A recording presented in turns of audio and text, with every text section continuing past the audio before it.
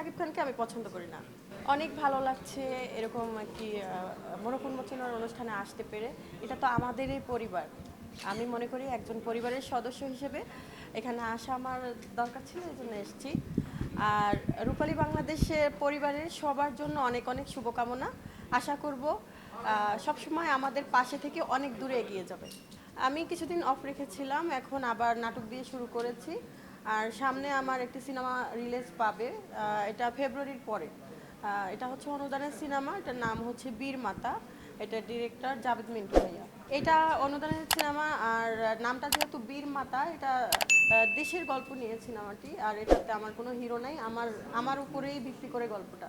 অনেক কষ্ট করতে হয়েছে এই মুভিতে কাজ করতে, যে মেকআপ ছাড়া কাজ করতে হয়েছে, গ্রামের বাড়িতে শীতের মধ্যে কাজ করেছিলাম। অন্য অন্য মুভিতে যেরকম কমার্শিয়াল মুভিগুলোতে কাজ করতে রোমান্টিকতা থাকে, অনেক কিছু থাকে, এই মুভি একবারেই ডিফারেন্ট। অনেক কষ্ট করা লাগছে। আমার সবার সাথেই কাজ করার ইচ্ছে আছে, যেহেতু আমি একজন শিল্পী।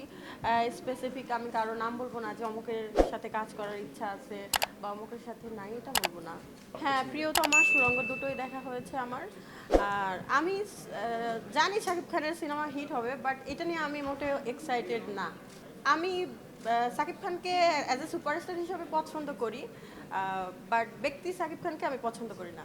সেটা থাকবেই, সেটা আমি মনে করি ব্যক্তিগত জীবনটা মিডিয়ার বাইরে আলাদা রেখে এটা হাইড রাখাই উচিত। বারবার একই ঘটনা সামনে আনা উচিত না।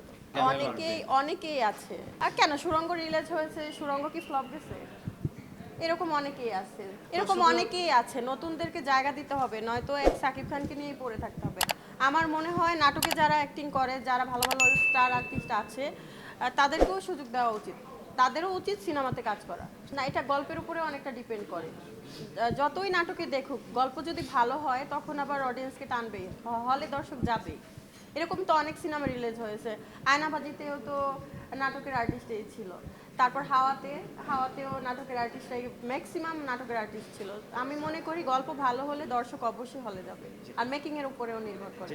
আমি সাদেক সিদ্দিকী ভাইয়ের সিনেমার মানুষ একটা সিরিয়াল আছে, এটাতে কাজ করেছি। আবার আমার সামনে আরও তার দুটো সিরিয়াল আছে, ওই দুটোতে করব।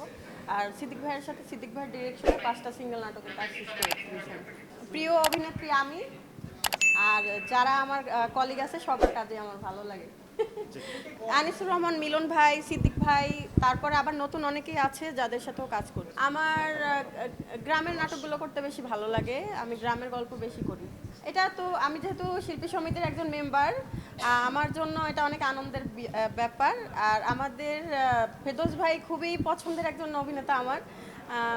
সে যদি এমপি হয়ে যায় আমাদের জন্য অবশ্যই অনেক ভালো। প্লাস পয়েন্ট হচ্ছে আমাদের তো এমনিও মাননীয় প্রধানমন্ত্রী শেখ হাসিনা অনেক পছন্দ করে শিল্পীদের।